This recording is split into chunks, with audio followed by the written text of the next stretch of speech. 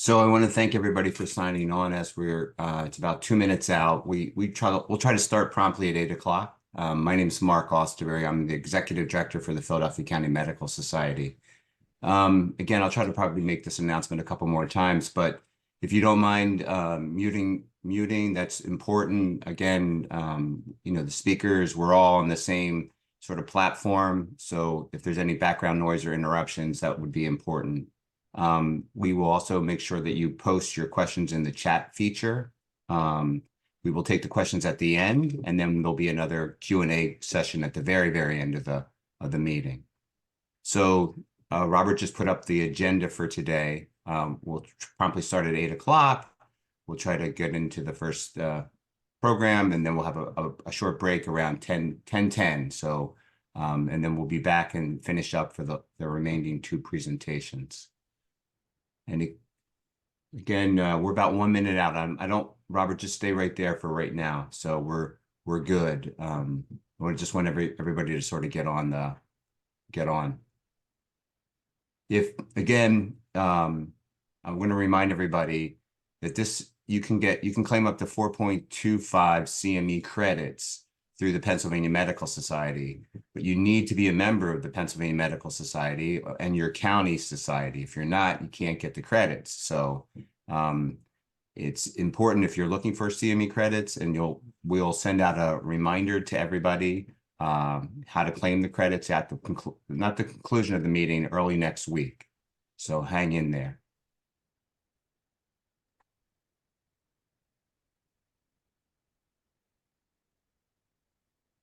So it is the top of the hour at 8 o'clock.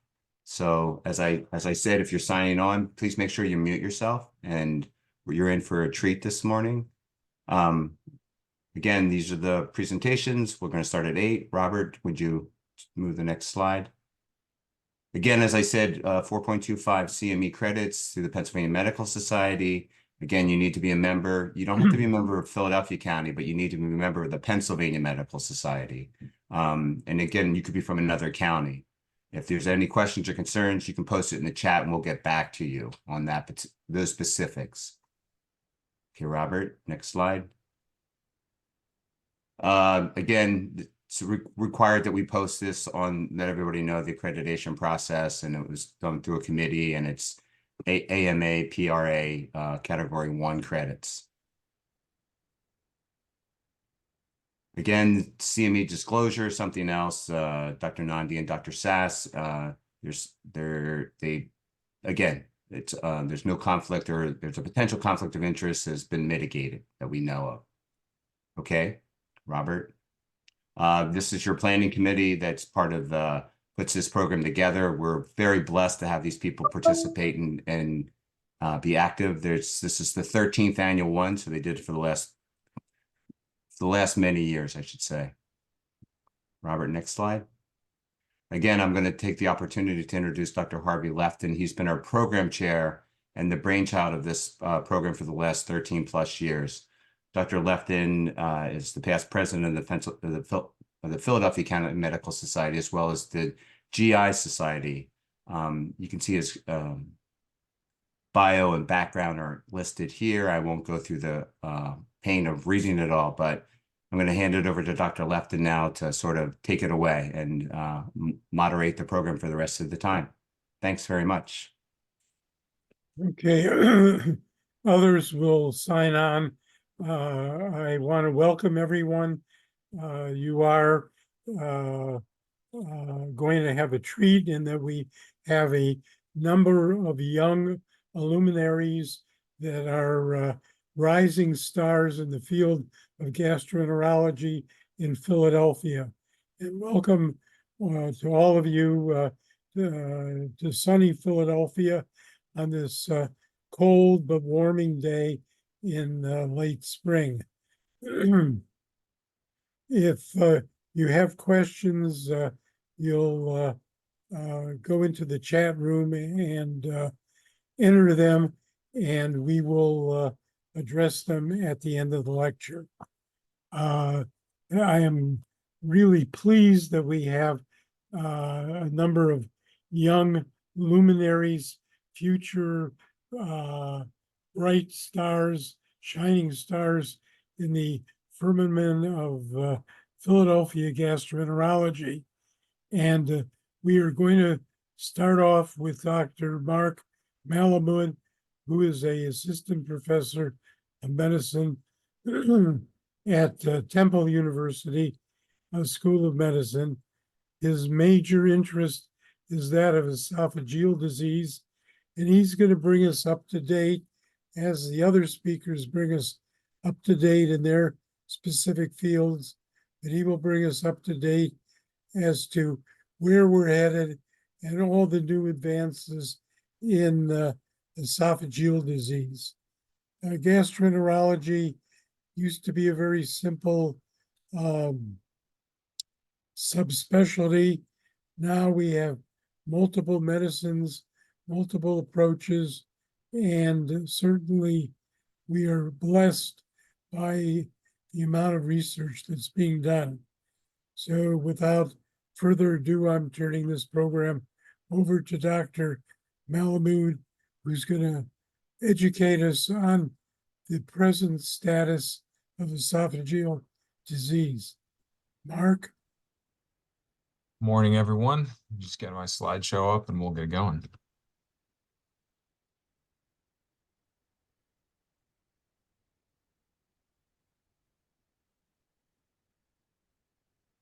Okay, thank you for the introduction, Dr. Lefton. As you said, I'm Mark Malamood. I'm an assistant professor of medicine at Temple University Hospital. I'm in the gastroenterology department with a focus on esophageal disease. Today, you're going to start things off with a discussion of GERD management in 2024. And what we'll go through today, there'll be a general review of GERD with some discussion of epidemiology and pathophysiology.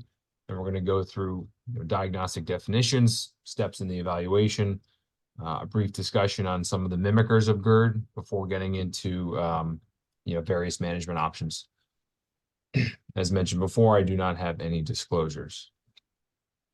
A few notes on the talk today. The 2022 American College of Gastroenterology guidelines for GERD management are pretty heavily reflected. Given the abundance of data on the topic, I do try to rely on larger systematic reviews and meta-analyses when available. And then lastly, given the spirit of today's conference focusing on updates, I'll definitely try to highlight some newer perspectives and approaches within the context of this general review. However, unlike some of the other topics that are going to be discussed today, there aren't many major updates or new therapeutics to highlight. There are some new and developing treatments, as well as some changes in the diagnostic methods that we'll review. But the biggest changes are more conceptual rather than tangible regarding how we think about the various mechanisms underlying GERD symptomatology and how that can relate to treatment. So with that, I'm going to get started. There's a lot to cover. I'm going to try not to move too fast. So everyone here knows GERD is a very common problem in the Western world. It's estimated up to 10 to 20% of the population has reflux. This is probably to some degree an underestimation. Many GI visits manage GERD, and there's many studies that show decreased quality of life in those who have reflux. The pathophysiology of GERD is multifactorial. We're going to go through some of these individually, but probably the biggest contributor would be transient relaxations of the lower esophageal sphincter. There can be issues with esophageal dysmotility, anatomic alterations like hiatal hernias, diet and lifestyle problems, obesity, and gastroparesis are all big contributors. And I think a good place to start to understand pathophysiology of GERD is to try to understand the components of the anti-reflux barrier that we're all born with and that can malfunction or be disrupted in those with reflux. The anti-reflux barrier is comprised of the gastroesophageal flap valve, which provides mechanical protection from reflux, as well as a group of muscles in and around the gastroesophageal junction that provide both mechanical and physiologic protection from reflux. The flap valve was created by an acute angle of His, which is the angle at which the esophagus enters the stomach, and as well as the presence of a segment of intra-abdominal esophagus. The muscles in and around the gastroesophageal junction involved in the barrier include the lower esophageal sphincter, which is mainly the circular muscles in the distal esophagus, the crural diaphragmatic muscles, the right more than the left, as well as the phrenoesophageal ligament. This rendering here shows the individual barrier components and the means by which they protect against reflux.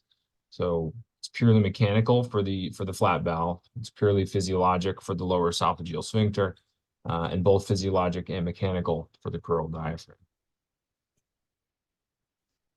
Here you can see how normal anatomy over on the left can become progressively deranged as you move further to the right, with the eventual development of a hiatal hernia, upward displacement of the lower esophageal sphincter into the thoracic cavity, and a total loss of the gastroesophageal flat valve.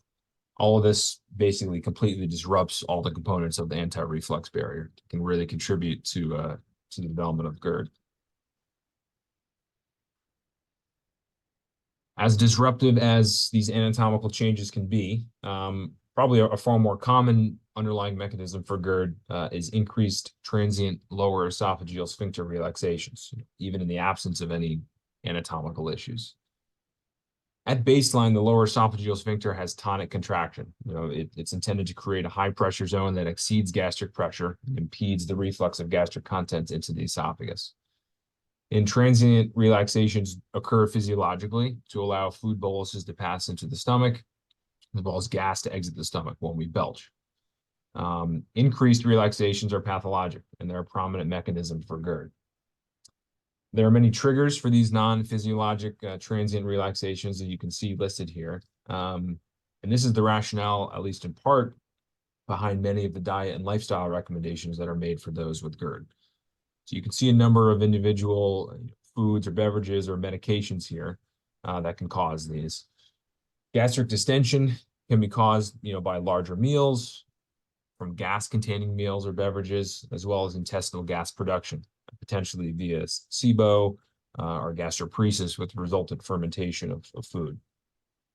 The hormonal changes that we're referring to here typically involve increased estrogen and progesterone, which can lead to relaxation of LES. And it is important to note that the LES relaxations that are not triggered by swallowing tend to last longer than the physiologic ones. So the problematic ones last longer, of course. Some other mechanisms that contribute to GERD include esophageal dysmotility. So typically, when there's reflux into the esophagus, the refluxate will be cleared via secondary peristalsis back into the stomach. Varying degrees and types of esophageal dysmotility can lead to reduced or lost esophageal clearance. Additionally, low LES pressure can allow frequent reflux from the stomach into the esophagus. Scleroderma would be a classic example of this. The method by which gastroparesis contributes to reflux is relatively straightforward. When you have decreased gastric emptying, you end up having retention of food, air and stomach acid and other juices. This can lead to more frequent reflux through a few mechanisms. This can cause increased lower esophageal sphincter relaxations via increased gastric distension. And then whatever the sort of the factor is that contributes to GERD, there's more gastric contents available to take advantage of that. Now getting into the clinical presentation and workup of GERD.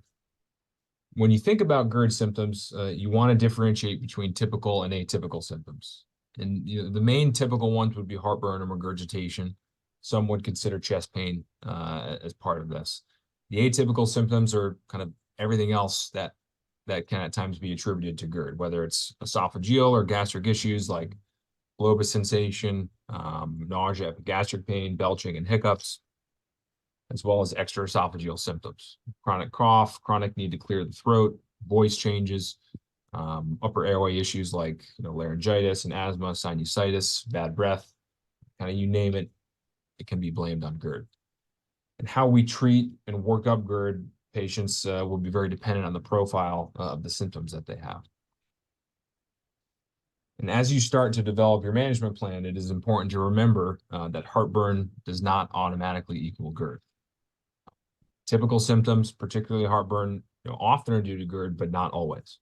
And this concept is really critical to recall when you're managing patients with symptoms that don't respond to standard therapies like lifestyle modification or gastric acid suppression. So when we think about the diagnosis of GERD, most often it's based on symptoms and response to therapy alone. And in real-world clinical practice, typical symptoms that respond to PPI is often where the evaluation ends. Although it is important to note, symptom response to PPI has not been shown in studies to reliably suggest GERD, and that can be due to multiple pathophysiologic states that can respond to PPI, as well as the possibility of overlapping conditions and placebo response. Either way, if the patient's feeling better, there usually isn't a particular need to dig much deeper, although I would certainly say down the road it's important to try and taper off PPI. In those who do not respond, in those who have atypical symptoms, particularly extraesophageal ones, or when you're evaluating for anti-reflux procedures, we do need objective evidence of GERD. And the way that we can get objective evidence is either through ambulatory pH monitoring or with various findings on endoscopy.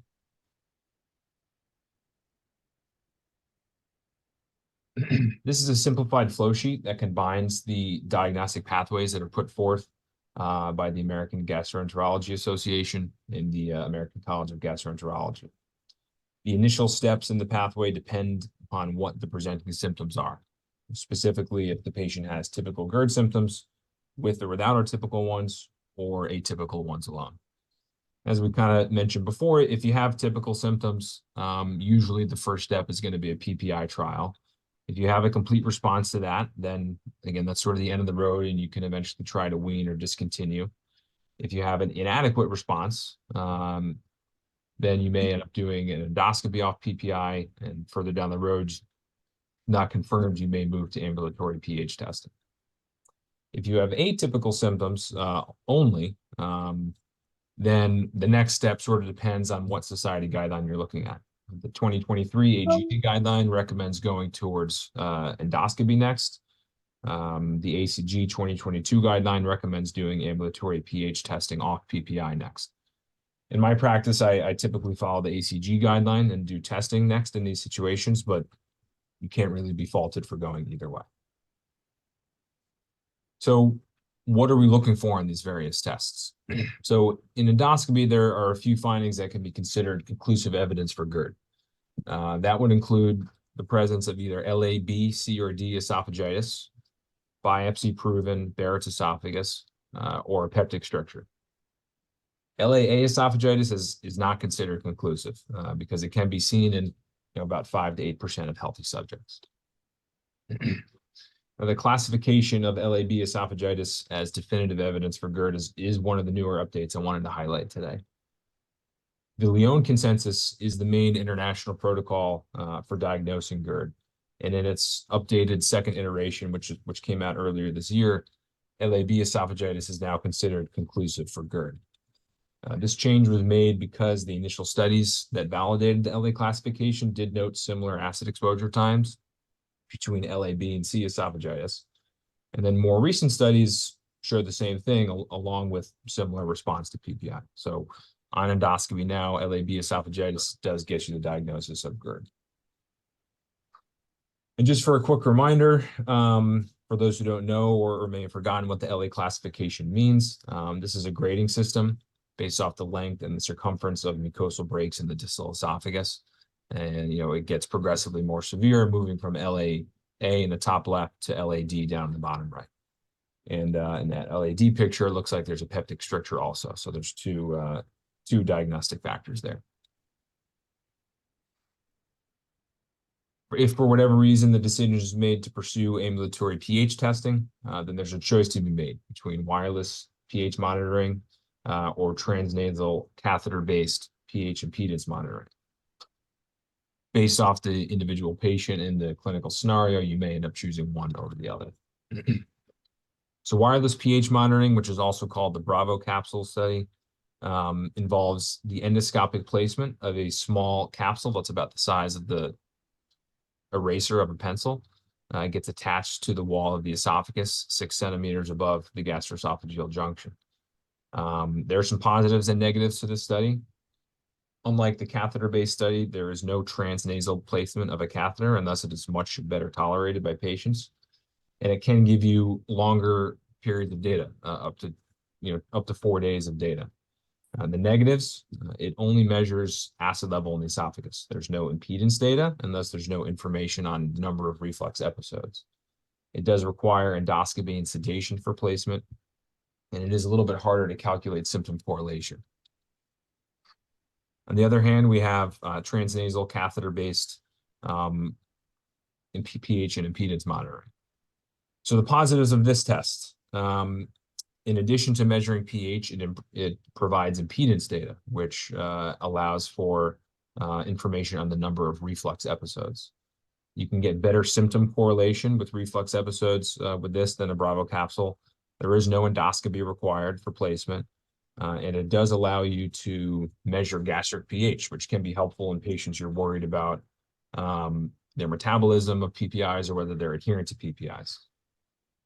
Negatives of this, it only gives you 24 hours of data, compared to the Bravo capsule, which can give you 2 to 4 days. And it's relatively uncomfortable to have this probe placed through the nose and to stay in place for 24 hours. You've heard me mention impedance a few times now, so I just wanted to sort of quickly remind what that means. Impedance is a value from physics with many applications. In this context, I'm referring to electrical impedance, which is the resistance to flow of an electric current. The density and the type of ions that are present in any conducting medium are the main determinants of impedance. So in this context, when the esophagus is empty, there's very few ions to conduct the current and the impedance is high. When the esophagus has contents, due to a reflux episode or someone swallowing, the increase in ions allows for better conduction, and thus there's lower impedance. So through this mechanism, we can detect reflux episodes by looking for drops in impedance.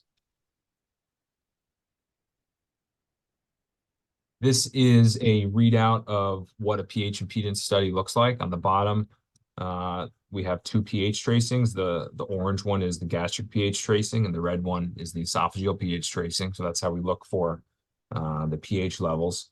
Up top in the blue and white, that's where we look at impedance data.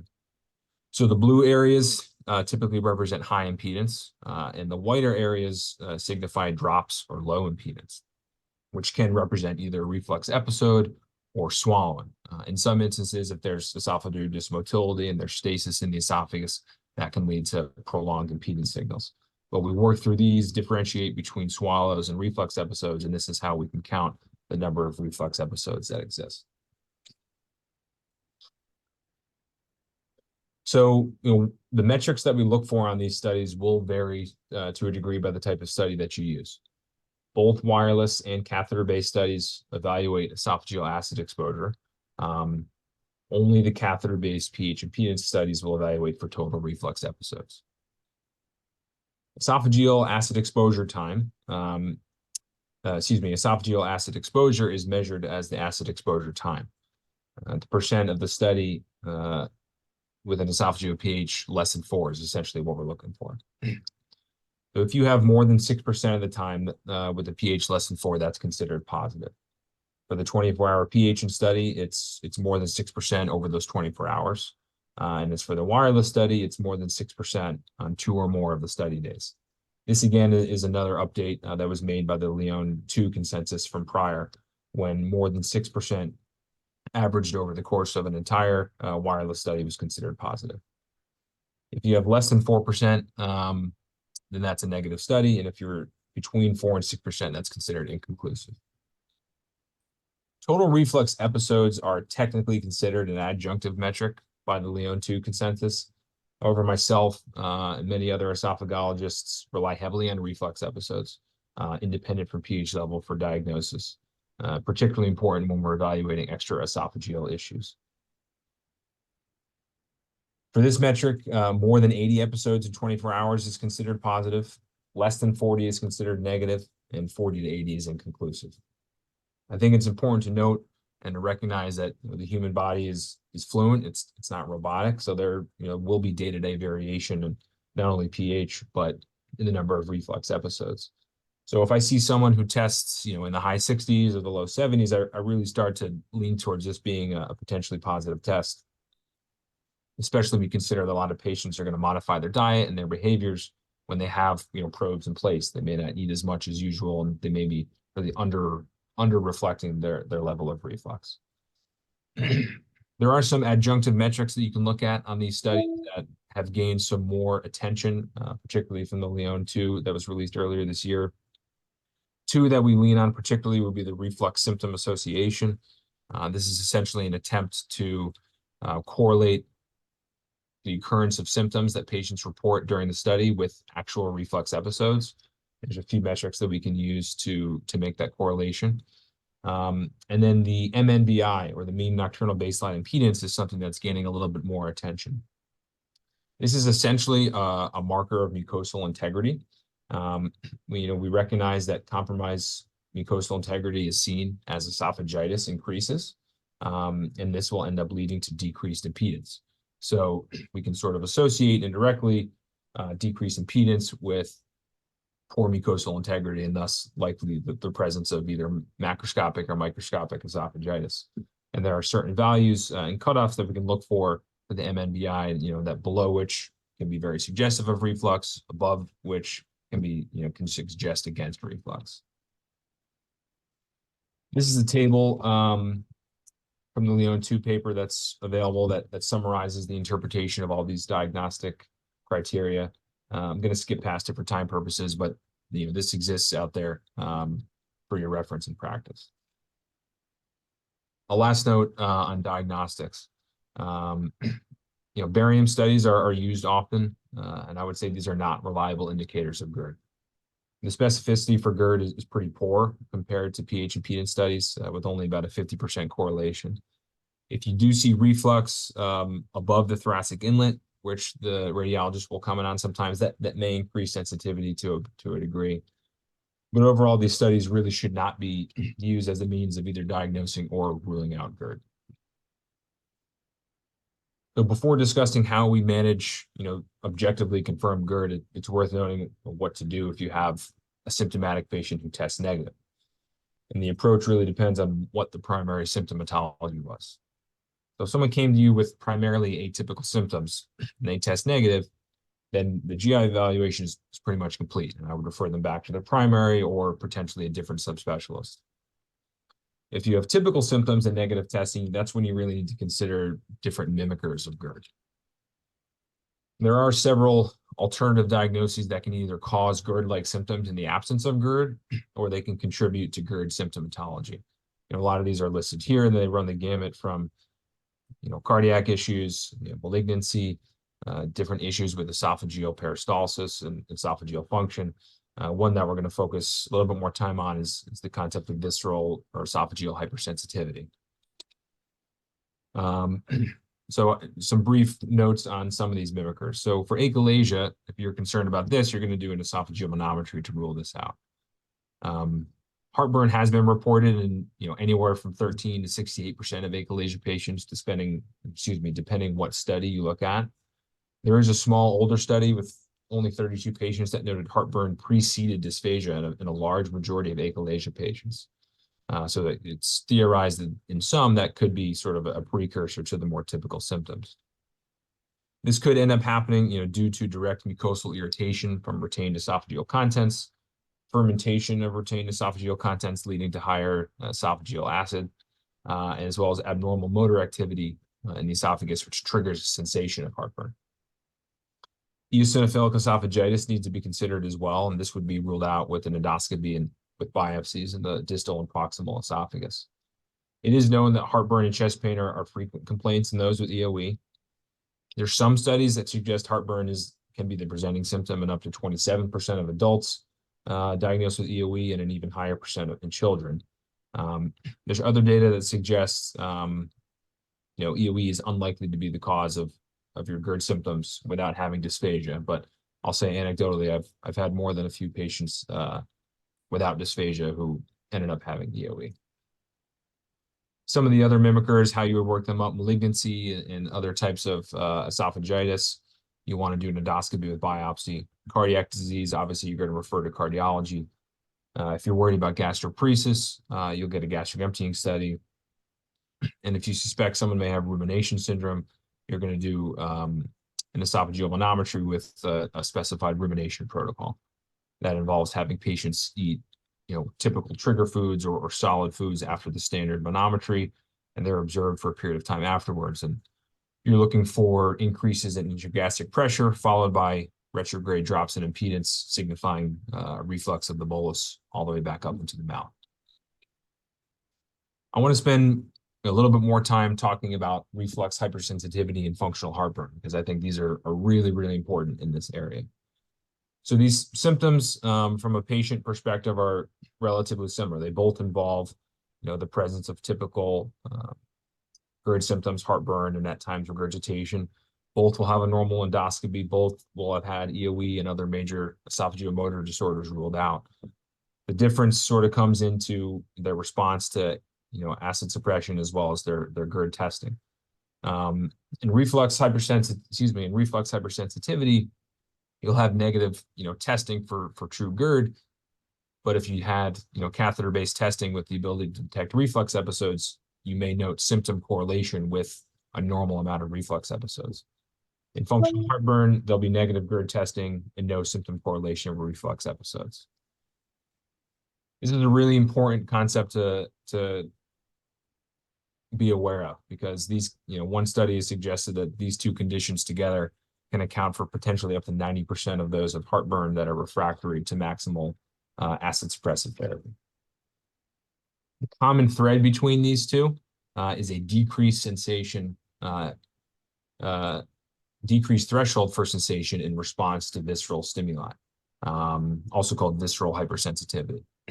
In reflux hypersensitivity, these pain signals are triggered by physiologic reflux episodes. In functional heartburn, the pain signals are triggered by the normal esophageal milieu, whether it's saliva or food or physiologic acid exposure. The classification for these entities has evolved over the years. In the most recent Rome criteria, which was Rome 4 from 2017, recognized them as independent conditions separate from non-erosive reflux disease for the first time. The pathophysiology of these is complex, and it's not fully understood. But some of the factors that we know can be in play. There can be local pro-inflammatory as well as hormonal and neurotransmitter activity. In certain patients, they may have increased expression of intestinal chemical, mechanical, and nociceptive receptors and sensors. The location of the mucosal afferent nerves in the esophageal wall, specifically whether they're superficial or deep, can vary amongst patients, could contribute to this. There can be issues with spinal and central sensory processing. Essentially, if a patient has issues with sensitization or desensitization, can affect how they perceive stimulation in the esophagus. Stress, anxiety, and hypervigilance, just like in many functional GI disorders, can play a major role in symptoms. And sleep deprivation is recognized as a potential trigger for this due to its effects on central processing and peripheral sensitivity. And then dilated intracellular spaces and microscopic esophagitis can be a contributor, mostly for reflux hypersensitivity, not functional heartburn. And this again plays on the fact that if there are compromised junction between the cells and the esophageal mucosa, then even normal amounts of acid or other chemicals in the esophagus may have easier access to the afferent nerve endings in the esophageal wall, which could lead to pain sensation. So in my opinion, the increased awareness of esophageal hypersensitivity, as well as the recognition that it can exist along with true GERD, is really one of the biggest updates, and I use updates in quotes here in GERD management. The concept that GERD and esophageal hypersensitivity are not mutually exclusive, and that patients often exist somewhere on a spectrum involving the two conditions, has made GERD management far more flexible and ultimately successful. By not placing patients in rigidly defined diagnostic boxes, each with their own limited treatment options, we're able to treat the totality of patient symptoms far more often and get better results. So I think keeping this in mind and identifying where a given patient will exist on this spectrum is really key to effective treatment. and is one of the biggest paradigm shifts in how we treat reflux in 2024. All right, having gotten through workup and evaluation, we can shift gears to management of reflux here. We're going to discuss everything running from diet and lifestyle to gastric acid suppression and other medical therapies, as well as procedural approaches, and at the end, some complementary and alternative modalities. And a few key tenets to remember when you're discussing management of GERD. You want to not ignore diet and lifestyle interventions. A large majority of, maybe not a large majority, but many patients will have significant or complete resolution of their symptoms by changing how they eat, what they eat, when they eat, and working on weight loss and things like that. Multiple modalities may be needed, keeping in mind the overlap between GERD and hypersensitivity. Extraesophageal symptoms are going to respond less predictably than typical esophageal symptoms will. And some approaches are going to address symptoms, but not the underlying pathophysiology. And in most situations, that is just fine.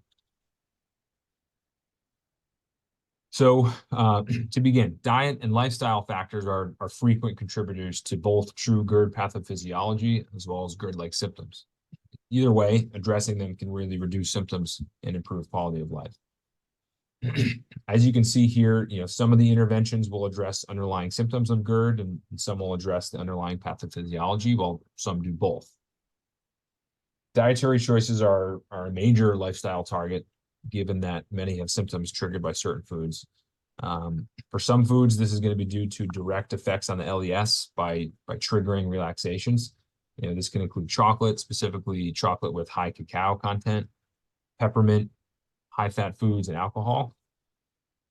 In other situations, this has less to do with the LES and more to do with direct irritant effects on the esophageal mucosa. So this are things like coffee and caffeine, spicy foods, red sauces, citrus, things like that. Weight loss can help reduce transient lower esophageal relaxations, lower esophageal sphincter relaxations, as well as reduce intra-abdominal pressure, which leads to a more favorable thoraco-abdominal pressure gradient and thus less reflux. This is a table from the 2022 ACG guidelines that summarizes diet and lifestyle data. Once again, it's available on the internet for your review, but we're going to move on for time purposes. Now, the mainstay of medical therapy for GERD is gastric acid suppression. The primary means for achieving this is with PPIs. Pretty much everyone here, whether they're gastroenterologists or not, are familiar enough with PPI, so a general review is not needed. But instead, I wanted to focus on 4 questions that commonly come up regarding PPI use. Number 1, what is the best regimen? Number 2, should I try different PPIs? Number 3, should I taper off PPIs when the time comes to try and taper? And probably the biggest one we'll spend the most time on is, are PPIs safe? So the first question, what is the best regimen? The answer is there really is no best regimen. I typically will start at 40 milligrams a day, 30 to 45 minutes before your first meal. You can try 40 milligrams twice a day if there's typical symptoms and they don't necessarily respond well. In the end, you're going to want to try and find the lowest effective dose or try to discontinue eventually if response is achieved. I will note, if someone has Barrett's esophagus or has ever had severe esophagitis, LAC or D, they're going to want to be on at least once daily lifetime dosing. Next question, should I try different PPIs? Some patients will tell you that I didn't respond to one, but I responded much better to another. In reality, the strength of gastric acid suppression does vary amongst these patients, amongst these medications, but this is never correlated to differences, in symptom relief or the healing of erosive esophagitis. So in general, there's not much, scientific data behind the idea of trying different ones. The only exception being rabeprazole, which is not metabolized by the CYP2C19 pathway as all the other ones are. And keeping in mind that there can be genetic variation in CYP metabolism, if someone is not responding to one PPI, you could consider switching them to this one to see if if differences in metabolism are what's causing the problem. should I taper off PPIs? And this centers around the idea that patients may get, rebound symptoms after abruptly stopping a PPI. So the fact is, rebound gastric acid hypersecretion has been demonstrated, but there's weak and conflicting data about whether this leads to increased symptoms after an abrupt discontinuation. And I think in reality, you have to individualize the approach based off your patient. What is their threshold for dealing with a few days of symptoms? What is their ability to follow directions for a PPI taper? You kind of just have to play it by ear. I've had patients that have had rebound. I've had patients where it hasn't been an issue at all. I think you just have to take it patient by patient. Now, the biggest question around PPIs these days certainly is are they safe? And as we all know, there's been a litany of complications that have been attributed to long-term PPI use over the past several years. You can see, I don't even know if this is conclusive, but you can see a lot of them listed here. Some of these, the proposed mechanism has to do with gastric acid suppression. So increased gastric acid suppression can allow ingested pathogens to survive, which could lead to increased intestinal infections or pneumonia via aspiration. It could also theoretically promote gastric atrophy and hypergastronemia, which could predispose to gastric neoplasia formation, specifically carcinoid type 1 tumors and adenocarcinoma. And lastly, acid suppression can interfere with the absorptive mechanisms for various vitamins and minerals, specifically B12, calcium, and magnesium, which could potentially lead to issues with bone mineral density. Some of these have mechanisms that are separate from acid suppression. So PPIs may block the metabolism of an enzyme called asymmetric dimethylglarginine, which eventually leads to decreased nitric oxide production and could increase the risk for cardiovascular events like stroke and heart attack. PPIs have been proposed to compete with antiplatelet agents for the CYP2C19 enzyme, which theoretically could lead to reduced efficacy of medicines like Plavix and Brilinta. If PPIs block the hydrogen ATPase in areas outside the stomach, and this can cause issues. So if this happens in the brain, in the microglial cells, this could lead to reduced breakdown of amyloid beta peptide, which is the theorized mechanism behind increased rates of dementia. And if this happens in osteoclasts, it could lead to reduced bone resorption. Then lastly, for some issues, specifically the renal ones, the mechanism of unclear.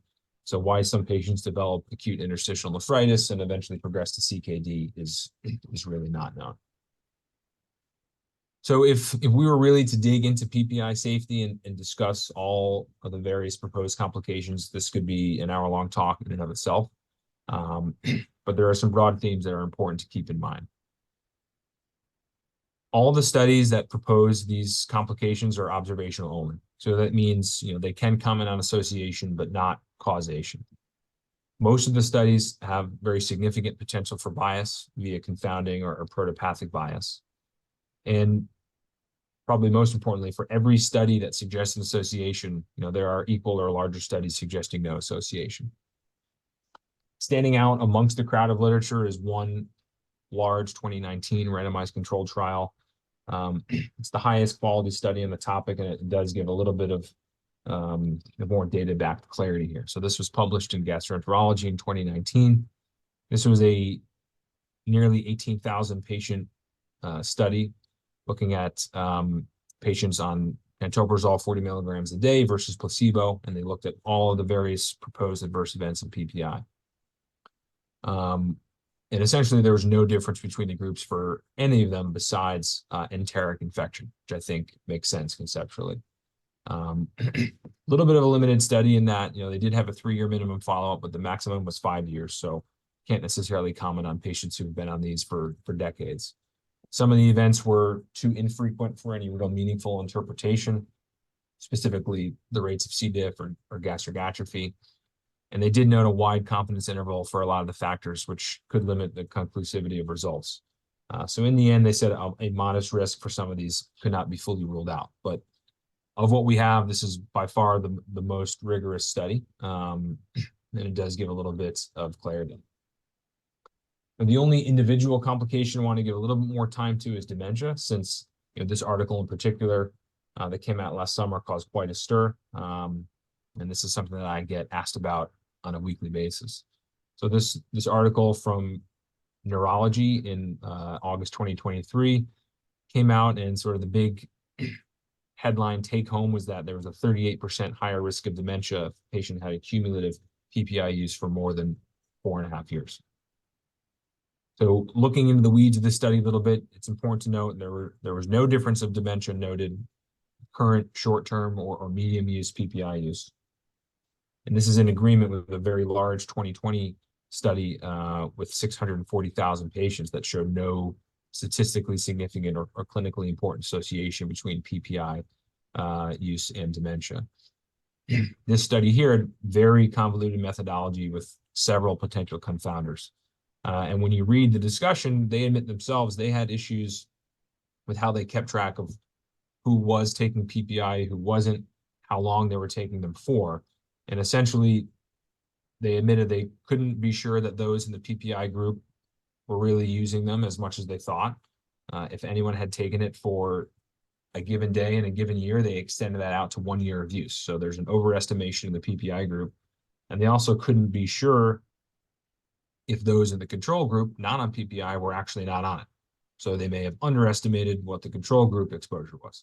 In the end, they say that causal inference, once again, is very limited. So, the headlines on the news are never going to go into this level of detail, but suffice to say, this is a very far from conclusive study.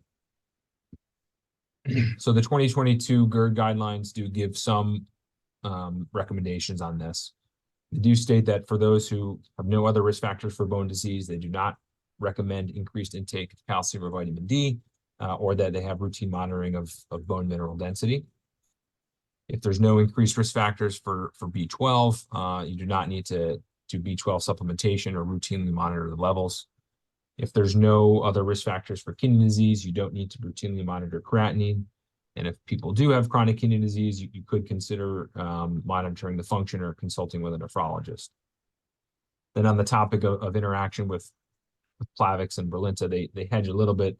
They say those who have significant esophagitis or symptoms that are not adequately controlled with other medical therapies, the highest quality data available suggests benefits of PPI outweigh these highly questionable risks. They have, if you look at the guidelines, they have sort of a large summary statement that they recommend that you use in discussion with patients that can sort of act as a script to adequately inform patients when you're discussing these questions.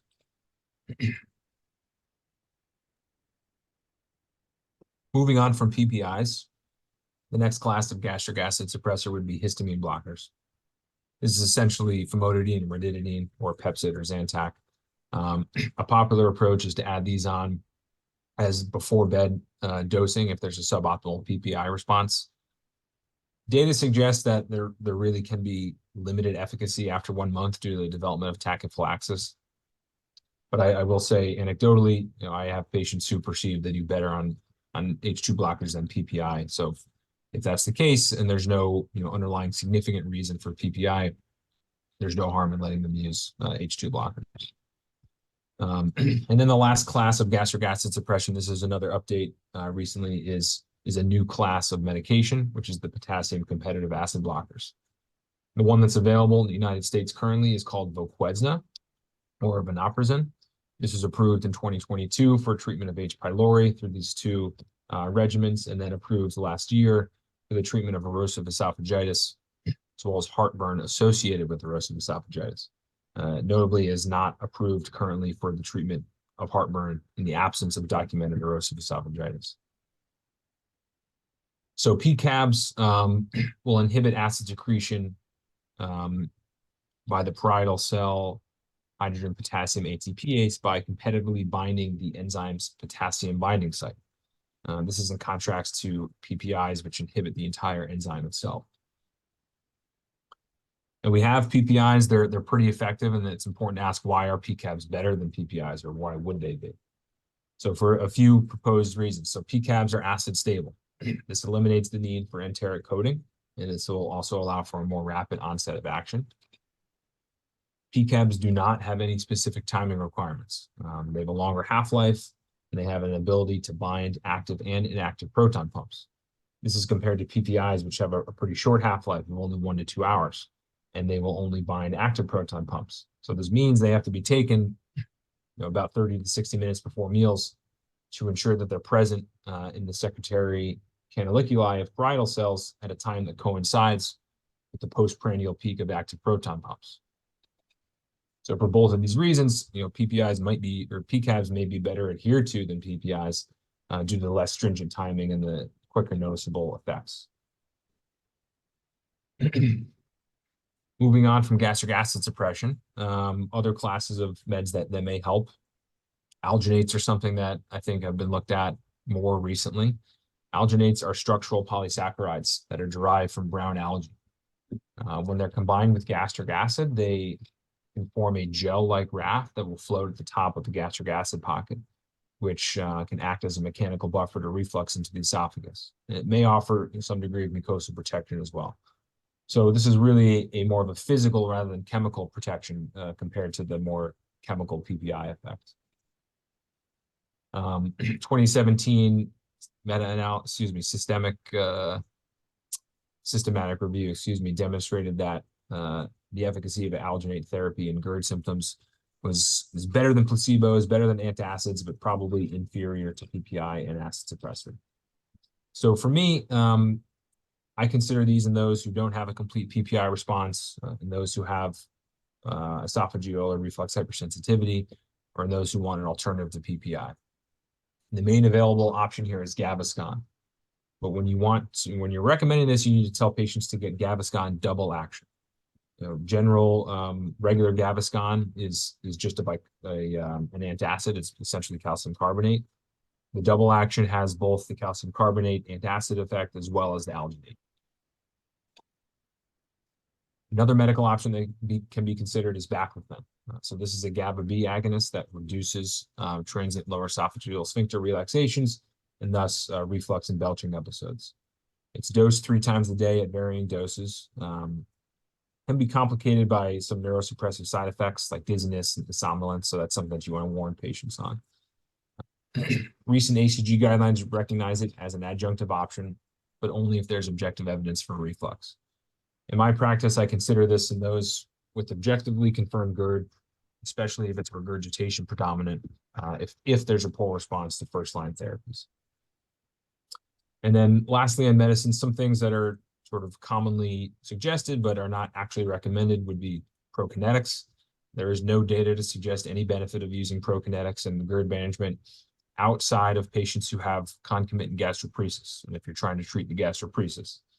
Prucalopride is a 5-HT agonist that's approved for constipation. It's called Motegrity. There was one study that showed improved gastric emptying and potentially augmentation of esophageal clearance. So down the road with further studies, that could be something that could be used. Sucralfate or Carafate has the proposed mechanism of helping with reflux via mucosal or surface protection. There's limited data on it in general. Outside of pregnancy, where it's considered a first-line therapy, there's very limited use.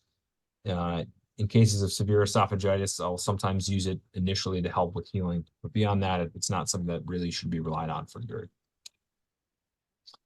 So moving on to procedural management of GERD after medical therapy.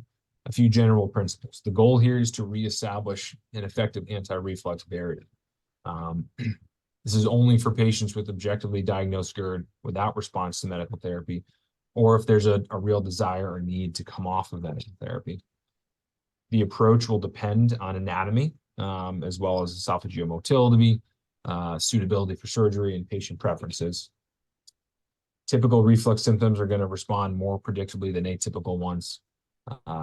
In typical reflux, and you need to make sure to select patients carefully, okay?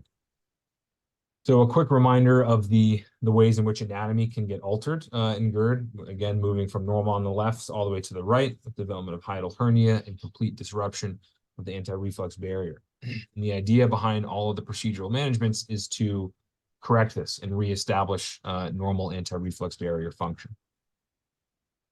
The most long-standing and probably the gold standard procedural approach is surgical, which would be the laparoscopic fundoplication with or without a hiatal hernia repair.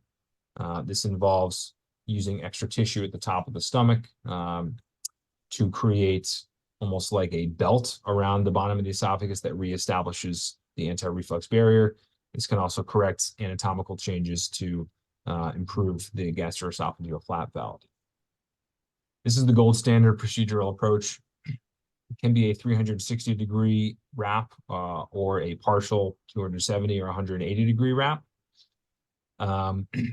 Some side effects that can occur, dysphagia, difficulty belching, and gas bloat syndrome are recognized, but this is somewhat decreased by doing partial wraps. There's varying recurrence rates reported in literature. The European 2017 real-world study that suggested around 18% recurrence at 5 years. I think other studies at higher volume centers will show much lower rates of recurrence, but it's generally accepted that after 10 years, the rates of recurrence can go up. So that's a conversation to be had with patients. An option that's become more widely available in the past decade is TIF, or transoral incisionless fundoplication. This is an endoscopic procedure in which a device is used to pull the gastric, fundic, and cardiac tissue down, rotate it, and then secure it in place with a number of fasteners. This creates anywhere between a 180 to 270 degree fundoplication, along with reestablishing the flap valve. This does require a hiatal hernia of 2 centimeters or less, unless you're doing what's called a concomitant TIF, which is done in conjunction with the surgeon during a surgical hernia repair. We're beginning to get longer-term data on TIF. The results are mixed regarding durable symptom improvement and the recurrent need for PPI, as well as physical breakdown of the wrap. Systematic review from 2021 with a bit over 400 patients showed about 2/3 patient satisfaction at 10 years of follow-up. However, as time goes on, you'll see that percent off of PPI will go down, and the percent reporting at least occasional PPI use does go up. Stretta is another endoscopic option that relies on the application of radiofrequency energy around the GE junction, rather than any anatomical alteration of the GE junction. This also requires less than 2 centimeters, a hiatal hernia of less than 2 centimeters. The mechanism of action is not completely clear. Some of the proposed possibilities include augmentation of pressure at the GE junction via induced muscular hypertrophy, as well as alteration of the sensation in the distal esophagus. There's conflicting data on this.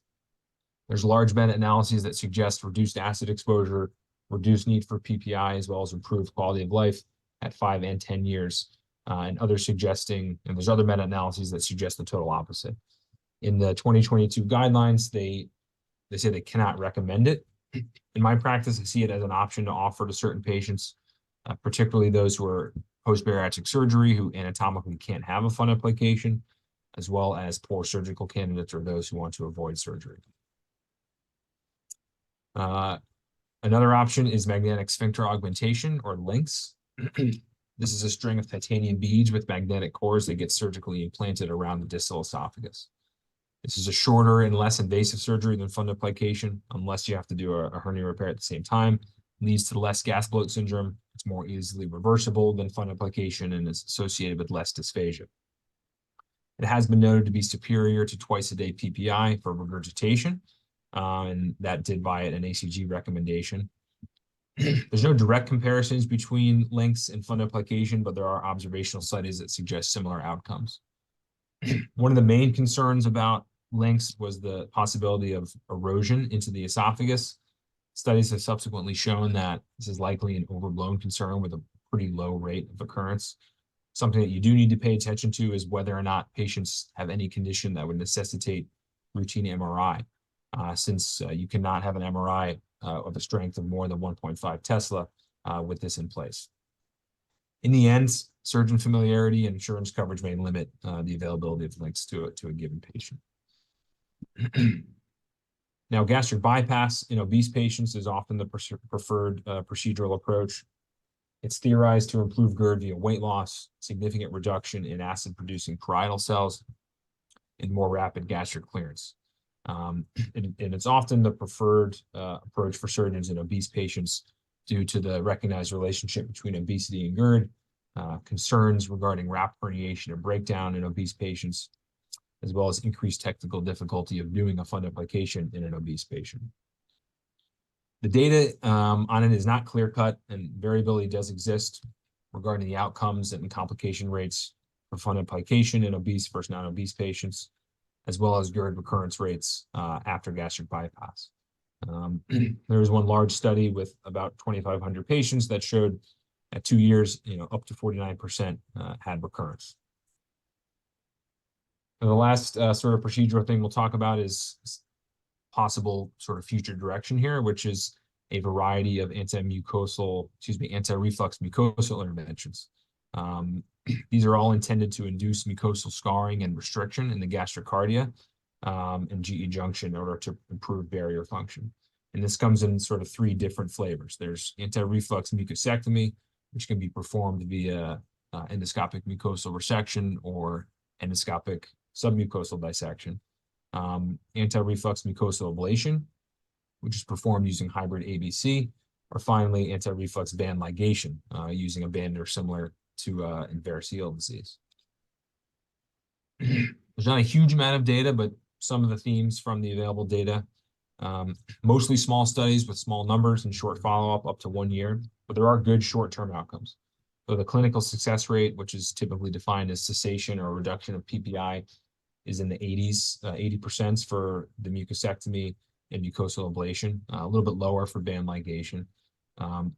Across the board, we see significant improvements in GERD symptoms and quality of life questionnaire scores, as well as reduction in acid exposure time, Demeester scores, and esophagitis. Probably the biggest potential complication is dysphagia, which happens at about 10%. It's going to be more common in the mucosectomy compared to mucosal ablation or band ligation. Typically, it has been felt from limited experience that the shape and the circumference of a mucosal resection, as well as if you're involving squamous mucosa, can impact stricture formation. So there are some things you can do to reduce the risk. Severe adverse events have a very low complication rate, similar to TIF. And the only perforations that have been noted were in the mucosectomy group. About 11% needed a second procedure within 1 year. Most went for another endoscopic approach. Some went for surgical. So these are interventions that are not really ready for prime time yet, but they may be things that we see in the coming years. We're getting close to the end here. The last medical therapy to go over, again, sort of outside the previous class, would be neuromodulators. This is specifically for those with functional heartburn or esophageal hypersensitivity, either alone or in conjunction with true GERD. Tricyclic antidepressants are the class that we'll probably look at the most. These are used largely from experience in other functional GI disorders. The only controlled study was looking at imipramine versus placebo, and there was no perceived benefit above placebo. Nevertheless, these are used very frequently. And we'll say in my practice, I typically use nortriptyline, and I've had, a lot of success in carefully selected patients getting rid of symptoms with this approach. SSRIs, there's studies looking at both citalopram and fluoxetine compared to placebo. Both have been shown to be superior to placebo in reducing symptoms in these patients. SNRIs, particularly venlafaxine, have been shown to help with esophageal pain, but haven't been specifically studied in esophageal hypersensitivity, and the same for trazodone. And before we wrap up, the last thing I wanted to discuss was some complementary and alternative medicines that you may be asked about.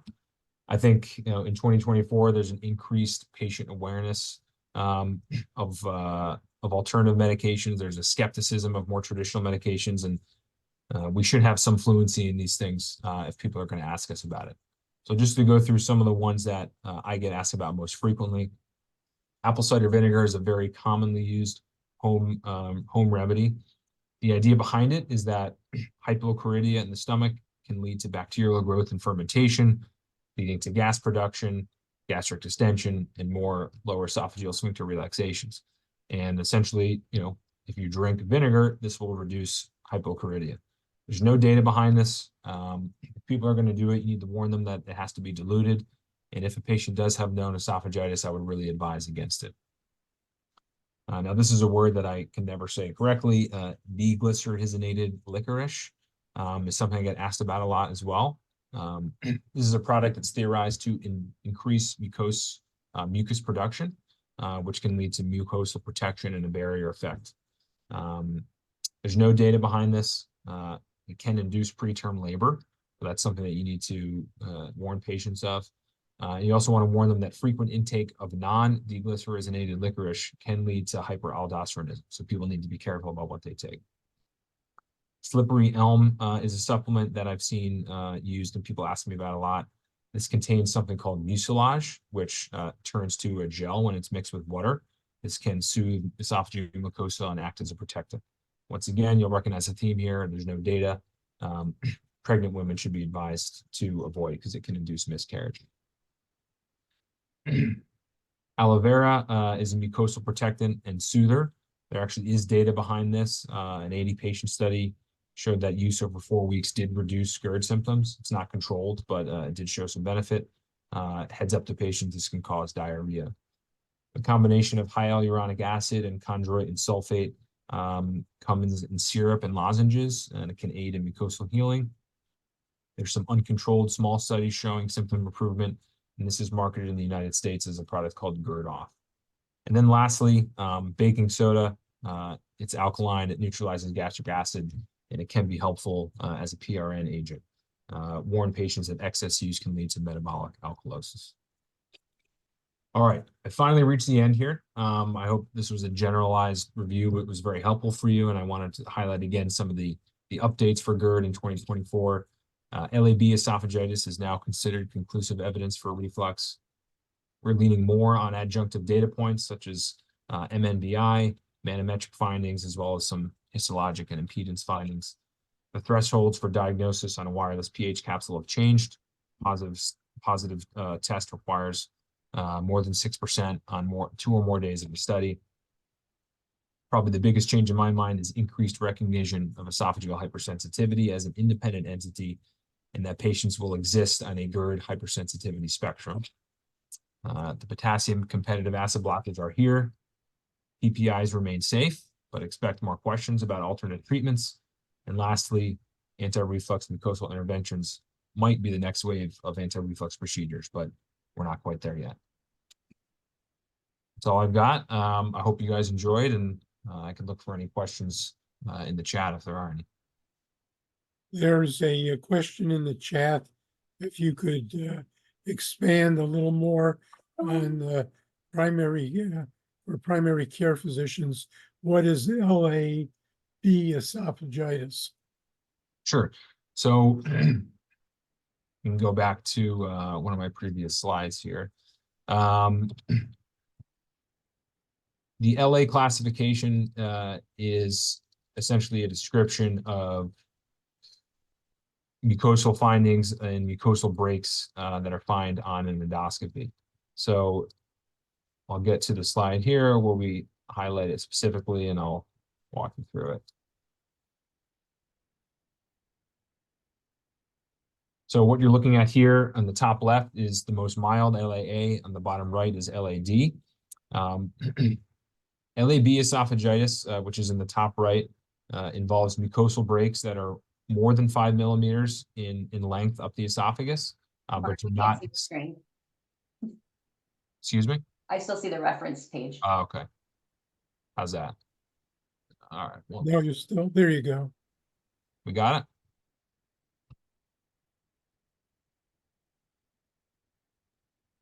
Okay, You guys see it?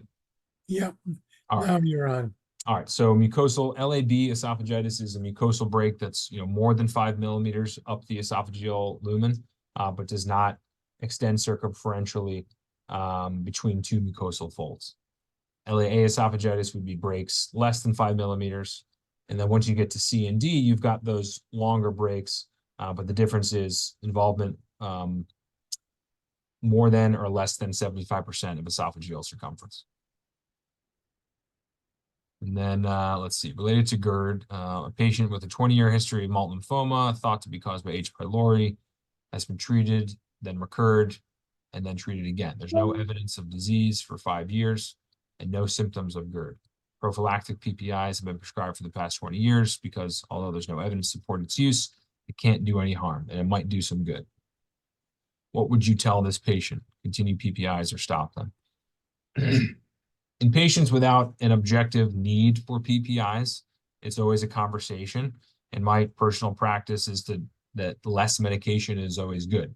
PPIs are one of these medications that will oftentimes get continued indefinitely for unclear reasons.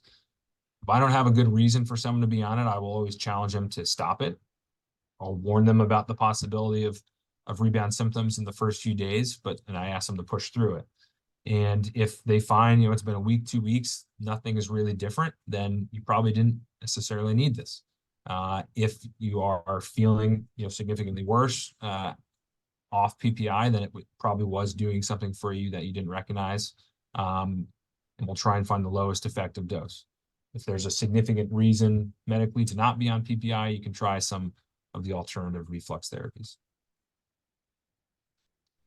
Thank you very much for that elegant talk on GERD and esophagitis.